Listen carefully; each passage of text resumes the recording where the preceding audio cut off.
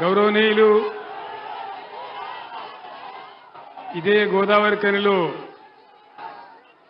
పుట్టి మీ కాళ్ళల్లో చేతులలో పెరిగి బొగ్గుగని కార్మికుడిగా 26 సంవత్సరాలు పనిచేసి మీ దీవెనతో మీ ఆశీర్వాదంతో ఎమ్మెల్యేగా గెలిచి మంత్రి పదవి కూడా అలంకరించి ఈరోజు బీఆర్ఎస్ పార్లమెంట్ అభ్యర్థిగా మీ ముందు నిలబడ్డటువంటి గౌరవనీయులు శ్రీ కొప్పుల ఈశ్వర్ గారు,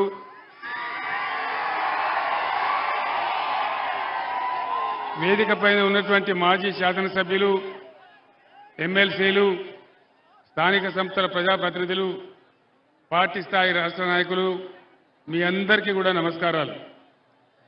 44-45 డిగ్రీల ఎండ ఉండే ఈ టైంలో అశేషంగా ఎండ బాధ కూడా అనుభవించేంత దూరం తరలి వచ్చినటువంటి నా అన్నదమ్ములకు, అక్క చెల్లెలకు అందరికీ పేరు పేరున నమస్కారాలు.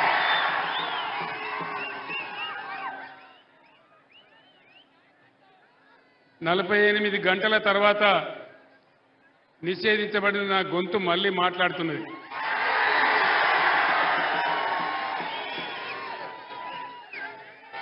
నేను ఏం చేసినా అని నా గొంతు నాపినారు.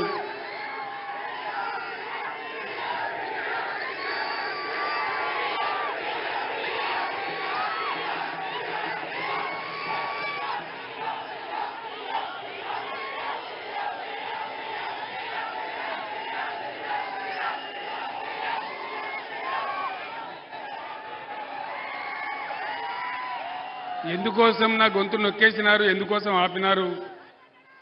ఈ రాష్ట్రంలో చేనేత కార్మికుల కోసం ఆర్డర్లు ఇవ్వడం లేదు. గత ప్రభుత్వం ఇచ్చిన ఆర్డర్ల యొక్క బిల్లులు చెల్లించడం లేదు. అనేక చోట్ల చేనేత కార్మికులు ఆత్మహత్య చేసుకుంటా ఉన్నారు అని బీఆర్ఎస్ నాయకులు ప్రశ్నిస్తే, ఒక కాంగ్రెస్ నాయకుడు మీరు మొన్నటిదాకా దొబ్బితిన్న చాలదా, ఇప్పుడు నిరోధులు అమ్ముకోండి, పాపడాలు అమ్ముకోండి అని మాట్లాడినారు. మీకు చేనేత కార్మికులంటే ఇంత అల్క కనబడుతున్నారా అని చెప్పి కోపంలో నేను ఒక మాట వాళ్ళనన్నా, ఇది ధర్మమా ఇట్లా మాట్లాడచ్చునా? ప్రభుత్వంలో ఉన్న పెద్దలు మాకు బతుకు కావాలి, మాకు అన్నం కావాలి అని పేదలు అడిగితే వాళ్ళు చేసిన పని 370 కోట్ల రూపాయల బిల్లులు పెండింగ్ ఉన్నాయని అడిగితే, దాన్ని ఇవ్వమని అడిగితే మీరు నిరోధులు అమ్ముకోండి, పాపడాలు అమ్ముకోండి అని అంటే నా కోపం వచ్చి నేను ఒక మాట అన్నా. ఈరోజు కేసీఆర్ బస్ యాత్ర ప్రారంభమైన తర్వాత కాంగ్రెస్కు బీజేపీకి గుండెలు వణుకుతా ఉన్నాయి. ఇద్దరు కుమ్మక్కైపోయి వీడిని ఎట్లన్నా ఆగబట్టాలి, ఎట్లన్నా వీడిని నిలువరించాలి అనేటువంటి కుట్రగట్టి ఈ నా మీద బ్యాన్ పెట్టినారు. ఆ విషయం మీకు అర్థమైపోయింది, మీ అందరికీ కూడా తెలుసు. ఇవాళ నేను ఇక్కడికి గోదావరి కరికి 2 గంటల ముందే వచ్చినా ఆ దిక్కుమాలిన బ్యాన్ ఉంది కాబట్టి ఆ బ్యాన్ తర్వాతనే రావాలని చెప్పి 8:15 తర్వాత నేను బయటికి రావడం జరిగింది. ఇంకొక మాట మీరు గమనించాలి, రాజకీయాలలో మతం గురించి మాట్లాడడం చాలా పెద్ద తప్పు. ఎన్నికల నిబంధనలకు విరుద్ధం. రోజు కేంద్ర హోంమంత్రి అమిత్ షా దేవుని బొమ్మ నెత్తి మీద పట్టుకొని చేతిలో పట్టుకొని ఆయన సభలు మాట్లాడితే అది ఎలక్షన్ కమిషన్ ఆఫ్ ఇండియా కనిపించదు. డైరెక్ట్గానే హిందువులు, ముస్లింలని అడ్డగోలుగా మతాన్ని అడ్డం పెట్టుకొని స్వయంగా దేశ ప్రధానమంత్రి మాట్లాడినా ఎలక్షన్ కమిషన్ ఆఫ్ ఇండియాకి అది కనిపించదు. ఇక ఈ రాష్ట్ర ముఖ్యమంత్రి ప్రజలకు నువ్వు ఇచ్చిన వాగ్దానాలు ఏం చేసినావని మేము ప్రశ్నిస్తే ఆయన ఏం మాట్లాడతాడు? నీ గుడ్లు వీకి గోళీలు ఆడుకుంటాం, నీ పేగులు తీసి మెడలేసుకుంటాం, నిన్ను పండబెట్టి తొక్కుతాం అని మాట్లాడితే అది చాలా సభ్యంగా ఉంది. కానీ చేనేత కార్మికులకు ఒక అన్యాయం జరుగుతున్నదని మాట్లాడితే చాలా ఈ విధంగా అన్యాయంగా చేసినారు. సరే, ప్రజలు నిర్ణయిస్తారు. ఈ ఎన్నికలలో ప్రజలే ఎప్పుడు కూడా నిర్ణేతలు కాబట్టి మనకు ఎలాంటి ఇబ్బంది లేదు. నేను మీ అందరికీ ఒక మాట మనవి చేస్తా ఉన్నా. 5 నెలల కింద ఈ రాష్ట్రంలో పరిస్థితులు ఎట్లా ఉండే, ఈరోజు ఎట్లా ఉన్నాయి? ఎవరు దానికి కారణం? ఎవరి చాతగానితనం దానికి కారణం? ఇవాళ పెద్దపల్లి జిల్లాలోనే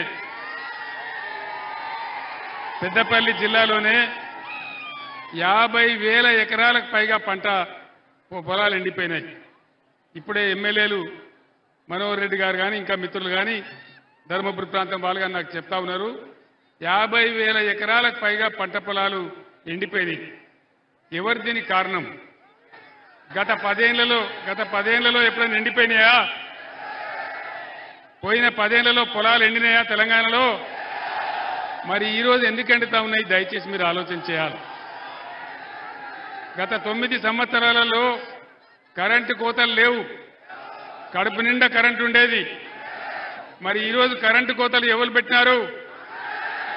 వినబడతలేదు. జై కాంగ్రెసా? ఇలా కరెంటు కోతలు స్టార్ట్ అయిపోయినాయి. పక్కనే గోదావరి ఉంటే తెలంగాణ ఉద్యమ సమయంలో నేను చాలాసార్లు గోదావరి కనికి వచ్చిన. గోదావరి కన్ని నుంచి ఇటు పోయేది, పైకి ఆదిలాబాద్ పోయేది, మళ్ళీ ఇటు వచ్చేది. పైసా వేయాలి గోదావరిలో అంటే నీళ్లు వెతికి వేసేది. అటువంటి గోదావరిని సజీవ గోదావరి చేసి బ్రహ్మాండంగా ఎన్ని రోజులు గోదావరిలో నీళ్లుండనో, మనకు ఎంత మంచి నీళ్లు వచ్చినాయో అవన్నీ కూడా మీరు చూసినారు. గోదావరి కన్లో గత 6-7 సంవత్సరాలుగా పుష్కలంగా ప్రతి ఇంటికి మంచిగా ఇళ్లలో నల్లా పెట్టి, పేదవాళ్ళైతే రూపాయికి నల్లా కనెక్షన్ ఇచ్చి ప్రతి ఇంట్లో కూడా నల్లా ఉండే ప్రతిరోజు నీళ్లు వచ్చేది. ఈరోజు ఎందుకు 2 రోజులకు ఒకసారి దినం తప్పి దినం వస్తూ ఉన్నాయి? ఎందుకు మురికి నీళ్ళు వస్తూ ఉన్నాయి? దీనికి కారణం ఎవరు? దయచేసి మీరు ఆలోచన చేయాలి. కాంగ్రెస్ 6 గ్యారంటీలు చెప్పింది. 6 గ్యారంటీలలో ఏ ఒక్క గ్యారంటీ అని అమలైందా? మహిళలకు 2,500 వచ్చినాయా? రైతులకు 2 లక్షల రుణమాఫీ అయ్యిందా? ఆటో రిక్షాల చావులు ఆగుతున్నాయా? ఆ ఫ్రీ బస్ అని పెట్టిండ్రు. సరే, పెట్టిండ్రు, సంతోషమే. పెడితే మనం వద్దనం. కానీ దాని ద్వారా వచ్చేటువంటి నష్టాలు, ఇలా ఆటో రిక్షా కార్మికులు చచ్చిపోతూ ఉంటే, ఆత్మహత్యలు చేసుకుంటా ఉంటే వాళ్ళ గురించి ఏ మంచి చర్య కూడా లేదు. ఆటో రిక్షా కార్మికులకు న్యాయం జరగాలి. ఆటో రిక్షా కార్మికులారా మీరు బరి తెగించండి, ఉద్యమించండి. మీ తరఫున బీఆర్ఎస్ ఉంటుంది. రేపు అసెంబ్లీలో కూడా పోరాటం చేస్తామని మనవి చేస్తా ఉన్నాను. రైతు కూలీలకు 1,200 ఇస్తామని చెప్పి ఎక్కడైనా ఇచ్చిండ్రా? గతంలో మనం కళ్యాణ లక్ష్మి ఇచ్చేది, తులం బంగారం ఇస్తామన్నారు. 2 తులాలు వచ్చిందట కదా. 2 తులాలు అంటున్నారు లేదా? తులం బంగారం తుస్సుమన్నదా? ఎక్కడ రాలే. ఇక ముఖ్యమంత్రి ఏ ఊరికి పోతే ఆ దేవుని మీద ఒట్టు. మరి గోదావరి కనికి వచ్చిండో లేదో నాకు తెలియదు. రాలేదా? ఏ ఊరికి పోతే ఆడ దేవుని మీద ఒట్టు. యాదగిరి గుట్టకు పోతే నరసన్న మీద ఒట్టు, భద్రాచలం పోతే రాముల వారి మీద ఒట్టు. ఇప్పుడైనా పనిచేసేటోడు దేవుళ్ళ మీద ఒట్టు పెట్టుకుంటారా? ఎవడు పెట్టుకుంటాడు? తొండి వేసేటోడే పెట్టుకుంటాడు. ముఖ్యమంత్రి ఏం చెప్పిండు? కేసీఆర్ 1 లక్ష మాఫీ చేసిండు, నేను 2 లక్షలు మాఫీ చేస్తా, డబ్బులు తీసుకోండి, ఉరుకుని డబ్బులు తీసుకోండి. డిసెంబర్ 9 తారీఖు నాడే 10:30కే మొత్తం మాఫీ చేస్తానడు. అయిందా 2 లక్షల రుణమాఫీ? ఎప్పుడు డిసెంబర్ పోయింది, మళ్ళీ ఇప్పుడు ఆగస్టు 15 అంటాడు. ఇంకొక మంత్రి ఏమో మేము ఇస్తామని చెప్పలేదని అంటాడు. నిరుద్యోగ భృతి ఎగబెట్టినరు. అన్నీ కూడా ఏ ఒక్క హామీ కూడా నెరవేర్చలేదు. మళ్ళా మాయమైపోయినటువంటి బోర్ బండ్లు మళ్ళా ఊర్లలోకి వస్తూ ఉన్నాయి. చాలా భయంకరమైన పరిస్థితి. నేను మీ అందరిని ఒక్కటే కోరుతా ఉన్నా, దయచేసి ఎలక్షన్లలో గత్తర బిత్తర ఓటు వేయద్దు, ఆగమాగం ఓటు వేయద్దు. ఎలక్షన్ ఎప్పుడు వచ్చినా ఆలోచన చేసి ఎవరు ఏ టైంకి ఉంటే కరెక్టో అనేది నిర్ణయించి మీరు నిర్ణయం తీసుకోవాలి. దానికోసం ఇక్కడ ఒక భయంకరం జరగబోతా ఉంది, చాలా పెద్ద తప్పు జరగబోతా ఉంది. గోదావరి కన్ సెంటర్లో ప్లీజ్ సింగరేణి కార్మికులు దయచేసి ఆలోచన చేయాలి. ఒక గోదావరి కని కాదు, దాదాపు 10 అసెంబ్లీ నియోజకవర్గాలలో భూపాలపల్లి, సత్తుపల్లి నుంచి ఇక్కడ దాకా ఉన్న మిత్రులు ఆలోచన చేయాలి. ఏం జరుగుతుంది? చాలా పెద్ద కుట్ర జరుగుతూ ఉంది. సింగరేణిని, మంచిగున్న సింగరేణిని ఒకప్పుడు నిండా ముంచిందే కాంగ్రెస్ పార్టీ. యువకులకు తెలియదు కానీ సత్యం. సెంట్రల్ గవర్నమెంట్ దగ్గర అప్పు తెచ్చి సింగరేణిని నష్టాలలో పంపించి దాన్ని మునుగొట్టిందే కాంగ్రెస్ పార్టీ. వాస్తవానికి సింగరేణి మన తెలంగాణ సొత్తు, మన ఆస్తి. 100% మనకే ఉండే. కేంద్ర ప్రభుత్వం దగ్గర అప్పు తెచ్చి సింగరేణిని నష్టాల్లో పంపించి ఆ అప్పు తిరిగి చెల్లించలేక 49% వాటాను కేంద్ర ప్రభుత్వానికి అప్పచెప్పిందే ఈ దిక్కుమాలిన కాంగ్రెస్ పార్టీ. ఇది కాంగ్రెస్ పార్టీ చరిత్ర. మళ్ళీ ఇప్పుడు ఏం జరుగుతా ఉంది? సింగరేణిలో మనం ఏం చేసినాం? సింగరేణి కార్మికులకు ఎన్ని లాభాలు తెచ్చినాం? ఇలా సిపిఐ సిపిఎం నాయకులను నేను అడుగుతా ఉన్నా. సిపిఐ సిపిఎం నాయకులను నేను అడుగుతా ఉన్నా. వాళ్ళు ధైర్యం ఉంటే రేపు జవాబు చెప్పాలి, ముఖ్యమంత్రితో చెప్పియాలి. ఏం జరుగుతా ఉంది? మీరు ఇలా కాంగ్రెస్ జెండాలు పట్టుకొని, మీ జెండాలు పట్టుకొని తిరుగుతున్నారు. కాంగ్రెస్కు సపోర్ట్ చేయాలని చెప్తున్నారు. నేను మిమ్మల్ని ఒక్కటే ప్రశ్న అడుగుతా ఉన్నా. ఆనాడు సింగరేణి నష్టాల్లో ఉన్న సింగరేణిని లాభాల్లోకి తెచ్చినాం. ఐటెక్, ఇంటెక్ పేరు మీద ఉన్నటువంటి కార్మిక సంస్థలు డిపెండెంట్ ఉద్యోగాల మీద సంతకం పెట్టి అవి మునుగొట్టిందే వీళ్ళు. బీఆర్ఎస్ ప్రభుత్వం వచ్చిన తర్వాత దాన్ని పునరుద్ధరించి బ్రహ్మాండంగా 19,000 మంది పిల్లలకు ఉద్యోగాలు కూడా ఇచ్చినాం. సింగరేణి సిమ్స్ అనే పేరు మీద, Singareni institute of medical sciences అనే పేరు మీద బ్రహ్మాండంగా ఇక్కడ మెడికల్ కాలేజీ పెట్టుకున్నాం. ఆ మెడికల్ కాలేజీలో 5% కార్మికుల పిల్లలకే సీట్లు వచ్చేటట్టు కూడా మనం చేసుకున్నాం. నేను ఒక మాట చెప్తా ఉన్నా, ఇది చాలా పెద్ద ప్రమాదం రాబోతా ఉంది. ఈ రాష్ట్ర ముఖ్యమంత్రి అంటాడు నదులు అప్పచెప్తే సప్పుడు చేయడు. కృష్ణానది కొంచెపోయి కేఆర్ఎంబీకి అప్పచెప్పిండు. గోదావరి నీళ్ళు ఎత్తుకొని పోతా, ఇచ్చంపల్లి కాడ ప్రాజెక్టు కడతా, నేను తమిళనాడుకి ఇస్తా, నేను కర్ణాటకకి ఇస్తా అని చెప్పి ప్రధానమంత్రి మాట్లాడుతూ ఉంటే, ఈ ముఖ్యమంత్రికి లెటర్లు పంపిస్తూ ఉంటే దానికి కుయ్యి లేదు, కుట్టుకు లేదు, ఏం లేదు. అదే నేనున్ననాడు కూడా ఇదే ప్రతిపాదన తెచ్చాడు నరేంద్ర మోదీ. నేను చెప్పిన కేసీఆర్ బతికి ఉండంగా గోదావరి నీళ్లు తీసుకుపోతా అంటే నా ప్రాణం పోయినా మంచిదే కానీ ఒప్పుకోను అని నేను చెప్పిన. మరి అలా ఈ ముఖ్యమంత్రి మౌనం వెనుక ఉన్నటువంటి మతలబు ఏంది? దయచేసి మీరు ఆలోచన చేయాలి. ఎందుకోసం ఇలా గోదావరి ఉన్న ఒకే ఒక నది గోదావరి మన బతుకు. మరి దాన్నే తీసుకొని పోతా అంటే కాంగ్రెస్ పార్టీ కానీ, ముఖ్యమంత్రి కానీ, ఎవరు కానీ కనీసం నోరు తెరిచి మాట్లాడే పరిస్థితి లేదు. నేను ఒక్కటే మాట మీకు మనవి చేస్తా ఉన్నా. పెద్ద దోకా కాబోతా ఉంది. ఇక్కడ ఉన్న ముఖ్యమంత్రి ఏమంటాడు? నరేంద్ర మోడీ సాబ్ ఆప్ హమారే బడే భాయి హే, మీరు మా పెద్దన్న, నేను మీ చిన్నన్న, నేను గుజరాత్ మోడల్ పెట్టుకుంటా అంటాడు. ఆ గుజరాత్లో మన్ను కూడా వెళ్తా దరిద్రం పాడైంది. పేదల సంక్షేమం చూడరు, పేదల గురించి పట్టించుకోరు. అక్కడ పెట్టుబడిదారుల రాజ్యమే తప్ప కార్మికులకు కానీ ప్రజలకు కానీ మాట్లాడే హక్కులు కూడా లేవు గుజరాత్ రాష్ట్రంలో. మీరు మీ మిత్రులను అడిగి తెలుసుకోండి అక్కడ ఏం జరుగుతుంది. అప్పుడు మోదీ చోటేబాయ్ ఎవరు? అదాని భారతదేశాన్ని మింగుతున్న అదాని, 14 లక్షల కోట్లకు పడిగెత్తినటువంటి అదాని మోడీ అండదండలతోని దేశంలో ఉన్న పబ్లిక్ సెక్టర్ రంగాలన్నింటినీ కబలిస్తా ఉన్నాడు. అన్నింటినీ కబలిస్తా ఉన్నాడు. టీవీ రంగం కావచ్చు, కేబుల్స్ కావచ్చు, ప్రతి రంగాన్ని, ఉన్న ఓడరేవులన్నీ కూడా ఆయనకు అన్యాక్రాంతం అయిపోయినాయి. ఉన్న ఎయిర్పోర్ట్లన్నీ కూడా అదానికే అంకితం చేసినాడు నరేంద్ర మోడీ. అటువంటి నరేంద్ర మోడీ అదాని నేను ముఖ్యమంత్రిగా ఉండే రోజులలో మీరు మీ బొగ్గు ఉత్పత్తి, మీ కరెంటు ఉత్పత్తి చేయడానికి మీరు ఆస్ట్రేలియా నుంచి బొగ్గు దిగుమతి చేసుకోవాలంటాడు. ఆస్ట్రేలియా నుంచి బొగ్గు తెచ్చేవాడు ఎవడు?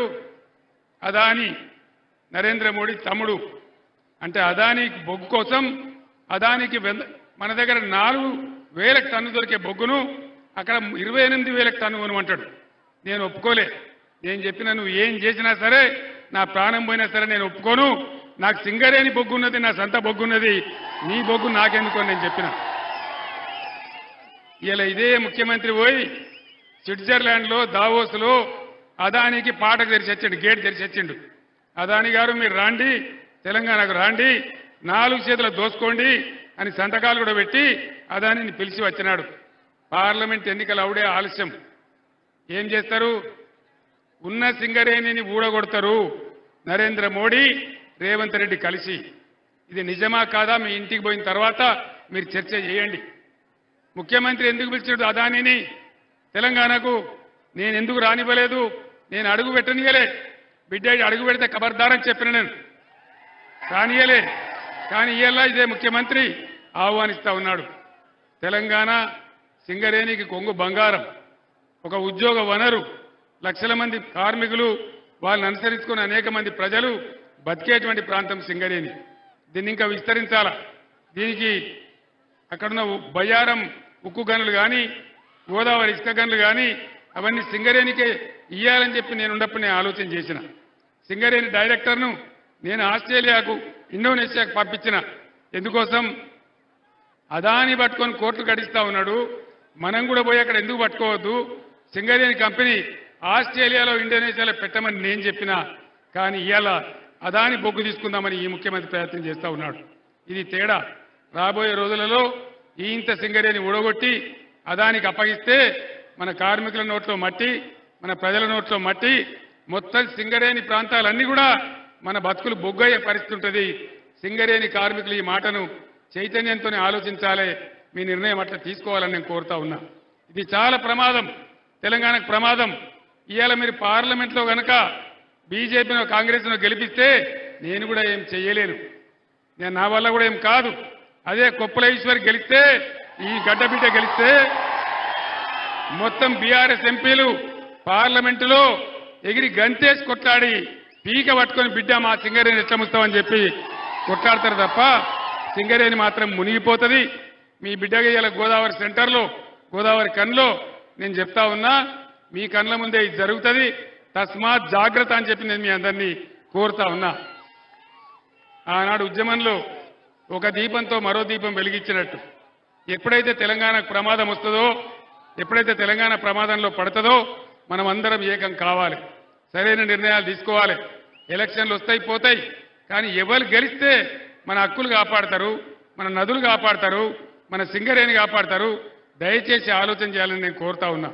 అది జరగకపోతే పెద్ద ప్రమాదంలో పడతాం, చాలా పెద్ద ఇబ్బంది వస్తుంది.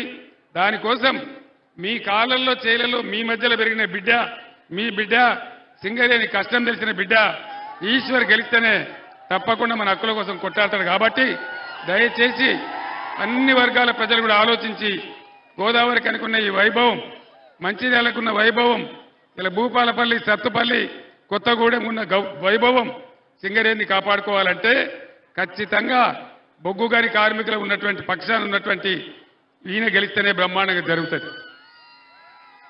నరేంద్ర మోడీ 10 ఏళ్ల కిందకి రాజ్యానికి వచ్చింది. నరేంద్ర మోడీ వాగ్దానాలు ఎన్నండి? సబ్కా సాత్ సబ్కా వికాస్ అయిందా? సత్యనాశ అయింది దేశం. ఇలా మన రూపాయి విలువ ఎంత ప్రపంచ మార్కెట్లో? డాలర్ ముందు మన రూపాయి విలువ 84 రూపాయలు. ఈయన కన్నా ముందు 14 మంది ప్రధానమంత్రులు పనిచేసింది. ఏ ప్రధానమంత్రి టైంలో కూడా మన భారతదేశం రూపాయి విలువ ఇంత తక్కువకు పడిపోలే, ఇంత తక్కువకు దిగజారలే. దేశం అప్పులపాలైంది, కంపెనీలు మాయమవుతున్నాయి, పబ్లిక్ సెక్టర్ మునిగిపోతున్నది, కార్మికులు రోడ్డున పడుతున్నారు, మొత్తం నాశనం అవుతున్నది తప్ప ఏమి లేదు. చివరికి రైల్వే లాంటి అతిపెద్ద సంస్థను కూడా, లక్షల మంది కార్మికులు బతికే సంస్థను కూడా క్రమంగా ప్రైవేట్ పరం చేస్తూ ఉన్నారు.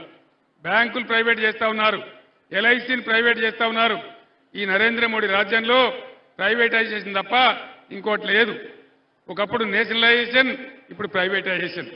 కాబట్టి దయచేసి చాలా ప్రమాదంలో పడబోతా ఉన్నాం. ఆ బీజేపీ లేపే మత విద్వేషంలో పడి మనం ముందుకు పోతే ఏమీ రాదు.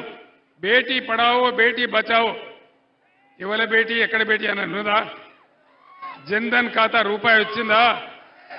15 లక్షలు మీ ఖాతాలు ఇస్తామంటే వచ్చినాయా? అంటే ఎప్పుడొస్తాయి? 15 ఏళ్ళకి వస్తాయా? కాబట్టి ఈ నరేంద్ర మోడీ పాలనలో మత విద్వేషం, హింస దేశాన్ని నాశనం చేయడమే తప్ప దేశానికి ఎప్పుడు కూడా ఎక్కడ కూడా మేలు జరగలే. ఇలా వార్తలు వస్తూ ఉన్నాయి. నరేంద్ర మోడీ కూడా 200 సీట్ల కన్నా రావు అని చెప్పి రోజు వార్తలు వస్తూ ఉన్నాయి. మీరందరూ కూడా చూస్తూ ఉన్నారు. కేంద్రంలో రాబోయేది సంకీర్ణ ప్రభుత్వమే రాబోతా ఉంది. బీఆర్ఎస్ ఎంపీలు ఇక్కడ 14-15 ఎంపీలు గెలిస్తే తెలంగాణ నదులు, నీళ్లు, మన బొగ్గు మన సింగరేణి మన ఉద్యోగాలు అన్ని కూడా కాపాడుకునే అవకాశం ఉంటుంది. కాబట్టి బీఆర్ఎస్ ఎంపీల గెలుపులోనే తెలంగాణ గెలుపున్నది. కాబట్టి మీరందరూ విజ్ఞతతోనే ఆలోచించి దయచేసి అరచేతిలో వైకుంఠం చూపించి 6 గ్యారంటీలని చెప్పి మోసం చేసిన కాంగ్రెస్ కు కాల్చి వాత పెట్టే సమయం వచ్చింది. వాళ్ళకి బుద్ధి చెప్పే సమయం వచ్చింది. బీఆర్ఎస్ బలంగా ఉంటేనే రేపు ఉద్యమాలు చేసైనా సరే మీకు ఇచ్చిన వాగ్దానాలు నెరవేర్చడానికి ప్రయత్నం చేస్తుంది. కాబట్టి దయచేసి ఈ ఎన్నికల్లో విజ్ఞతతోని ఆలోచించి మీరు ఖచ్చితంగా బీఆర్ఎస్ అభ్యర్థులు గెలిపించాలి. కొప్పుల ఈశ్వర్ అయితే మీకు తెలుసు, సౌమ్యుడు, వినయం ఉన్నవాడు, విధేయత ఉన్నవాడు, నిస్వార్థంగా బతికినవాడు, మంచి పేరు ప్రతిష్టలున్నటువంటి వ్యక్తి. మీ గోదావరికని బిడ్డ, మీ కార్మికుడు. ఆయనను గెలిపిస్తే మీ పక్షాన కొట్లాడతాడు. కాబట్టి కార్మిక లోకమంతా కూడా దయచేసి ఆలోచన చేసి ఇతర మేధావులు కూడా ఆలోచన చేసి బీఆర్ఎస్ ని గెలిపించాలని నేను కోరుతా ఉన్నా. मुसलमान भाइयों को बहनों को मैं सलाम करता हूं और आपसे मैं अदबन गुजारिश करता हूं। आज यहां कांग्रेस पार्टी तीसरे दर्जे पे है, हमारा मुकाबला बीजेपी से है। अगर आप लोग कहीं गुमराह होके उनको वोट देंगे कांग्रेस को तो खाम का यहां बीजेपी जीत जाएगा, हमें मिलने वाला कुछ नहीं है। मैं पीछे माइनॉरिटी डेवलपमेंट के लिए कितना अच्छा काम किया, कितने माइनॉरिटी रेजिडेंशियल स्कूल खोला, बच्चे किस तरीके से पढ़ रहे हैं ये आप तमाम जानते हैं। हर रमजान में मैं आपको तोहफा भिजाता था। क्या आज इस महीने तोहफा आया? रमजान तोहफा आया? क्यों नहीं आया? क्या मतलब है? इसके पीछे कौन है? हम गंगा जमुना तहजीब सभी को साथ लेकर चल रहे हैं। దళిత బంధు సోదరులకు దళిత బంధు బంద్ చేసిండ్రు. ఎందుకు బంద్ చేయాలా? ఏం పాపం చేసిండ్రు వాళ్ళు? వాళ్ళు పైకి రావద్దా? వాళ్ళు అట్లే ఉండాలన్న అట్టడుగునా? వాళ్ళు కనీసం సంవత్సరానికో 1,00,000 కుటుంబాలను రావాలని పోయిన సంవత్సరం మేము 1,30,000 కుటుంబాలకు శాంక్షన్ చేసినాం. డబ్బులు కూడా విడుదల చేసినాం. వాటన్నిటిని వాపసు తీసుకున్నాడు రేవంత్ రెడ్డి. ఇదే కాంగ్రెస్ గవర్నమెంట్. ఇలా దళితులు ప్రతీకారం చేయాలి. తప్పకుండా ముఖ్యమంత్రి మెడలు వంచానంటే బీఆర్ఎస్ కు ఓటేసి ఒక సురుకు అంటియాలి.